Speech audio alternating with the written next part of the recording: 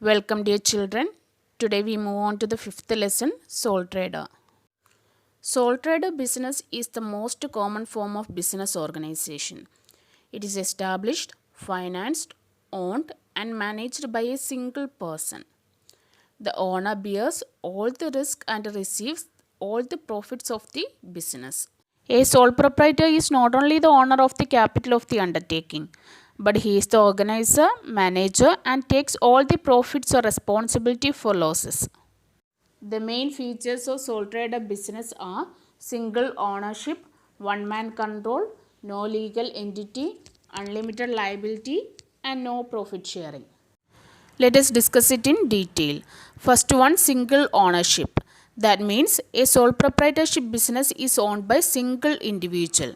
He arranges the total capital of the business from his own wealth, or he may borrow funds from family members, friends, banks, financial institutions, etc. Second one man control. That means the ultimate control of the sole trader business is vested in the hands of the sole trader. The proprietor alone takes all the decisions relating to the business. He is not required to consult anybody for taking decisions. Some persons may be employed to help the owner, but the ultimate authority is vested in the hands of the sole trader.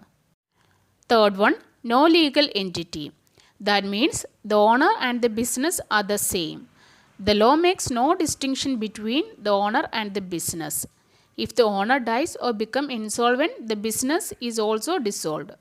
Fourth one, unlimited liability. That means the liability of the sole trader is unlimited. He is personally liable for all the debts of the firm. If the assets of the firm are not sufficient to pay the debts, his personal property can be used for pay the debts of the firm. Fifth one, no profit sharing. That means the sole trader receives all the profit and bear the complete risk in the case of success or failure of the business. There is nobody to share the profit or losses. Now let us see the formation of sole proprietorship. Sole trader business is started by a single individual. He prepares the blueprint of the business and arranges necessary finance. There is no legal formalities are required in the formation of sole proprietorship. Any individual can start a business wherever and whenever he likes. But some cases there is license from the government is required.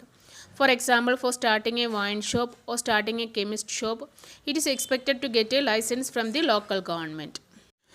The first decision involved in the formation of sole trader business is the selection of particular line of business. This decision depends upon the demand of the product, the availability of necessary resources, and the scope of earning profit. Another important decision involved in formation of sole proprietorship is the selection of proper site. The requirement of customers and the nearness to the market should be considered while taking this decision.